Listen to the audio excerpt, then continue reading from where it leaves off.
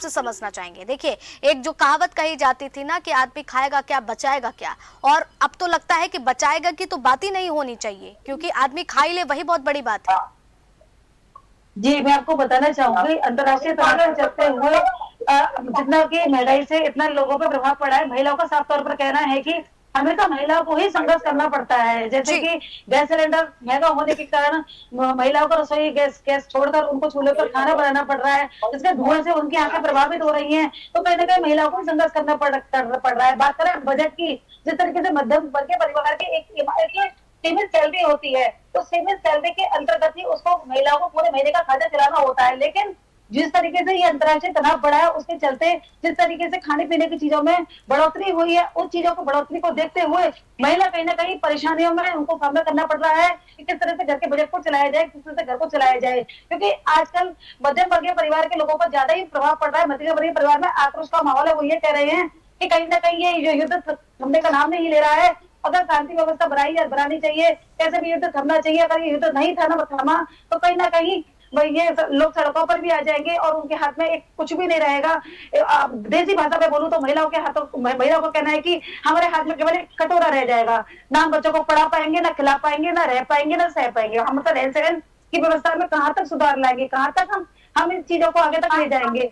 बात हो रही है ना बजट की, तो बजट से महिलाओं को कहना है कि जो हमारी सैलरी होती है उसमें इतनी महंगाई के कारण उसमें हमारा खर्चा नहीं चल पाता। पहले हम 4 पैसे बचाते थे, उसको आगे पीछे की सोचकर आगे पीछे के भविष्य बच्चों के लिए रखते थे। लेकिन आजकल जो महंगाई बढ़ रही है, घर का खर्चा चलाना भी मुश्किल हो गया है, तो बजट में बचत की बात तो हो ही नहीं सकती। जी बिल्कुल शशि, और ये महिलाओं के लिए सबसे ज्यादा टेंशन की बात है, क्योंकि एक सीमित मात्रा में घरेलू जो है रसोई घर का बजट होता है, और उस बजट में जिस तरीके से उछाल आ रहा है, आखिर महिलाएं घर कैसे चलाएंगी।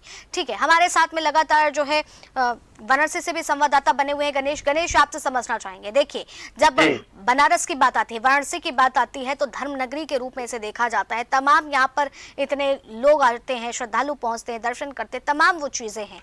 अगर बात करें तो जिस तरीके से कॉमर्शियल सिलेंडर्स के दामों में 3 बार बढ़ोतरी हुई है, उसका असर तो सीधे तौर पर देख ही जा रहा है। तो उसका क्या प्रभाव बनारस में पड़ रहा है, और साथ ही साथ वहां पर रहने वाले लोगों के रसोई घर पर। जी बिल्कुल, जिस तरह से ये गैस सिलेंडर का दाम बढ़ा था, कॉमर्शियल जो कि यहाँ के जो रेस्टोरेंट है और जो यहाँ के खाने पीने के जो दुकानें हैं, उसमें बनारस में भी काफी असर देखने को मिला था। अभी कुछ दुकानें अभी भी बंद चल रही हैं जो कि कॉमर्शियल यूज करते हैं गैस। उनको देखा जाए तो जिस तरह से दाम बढ़ गए हैं, गैस मिलने में कितनी परेशानियां हो रही हैं, जो दिक्कतें हो रही हैं।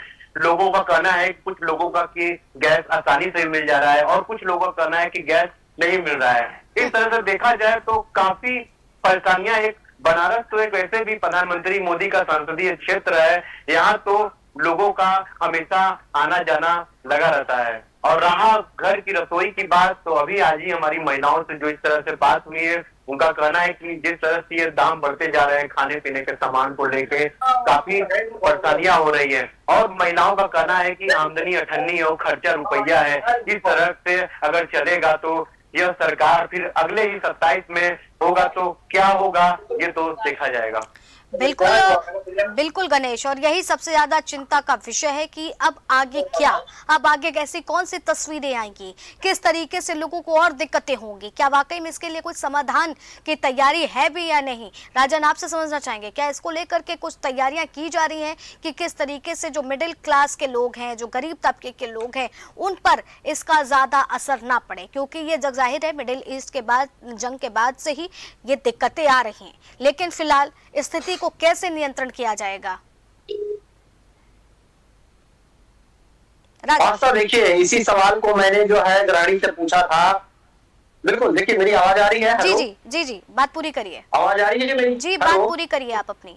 देखिए आस्था, जिस तरह से मैंने देखिए ग्राणियों से मैंने बातचीत किया और उनसे मैंने यही सवाल किया था कि आप लोग जिस तरह से अभी आप महंगाई को लेकर जूझ रहे हैं, ऐसे में कुछ दिन पहले ही प्रधानमंत्री ने कहा था अब देशवासियों का ऐसे जो परिस्थिति है इसमें साथ चाहिए, क्योंकि ये जिस तरह से ये परिस्थिति हुआ है पूरी दुनिया में हुआ है, और ऐसे में इसकी जो है महंगाई की मार भारत को भी झेलना पड़ रहा है। तो ऐसे में प्रधानमंत्री ने सहायता मांगा था। तो ऐसे में गृहिणियों का कहना है कि देखिए प्रधानमंत्री जी जो है वो बहुत ज्यादा टैक्स वसूलते हैं, हर चीज में टैक्स पर टैक्स दिया जाता है, तो उस टैक्स का जो है अभी जो है प्रयोग करके और जो स्थिति जो गड़बड़ हुआ है उसको कम से कम नियंत्रण करे। और जिस तरह से देखिए आय की स्रोत नहीं है, साफ तौर से गृहिणियों का कहना है, आय का स्रोत रहता तो आदमी जो है 10 हजार के बजाय 15-16 हजार रुपया अब उनके किचन का जो है खर्चा बढ़ गया है।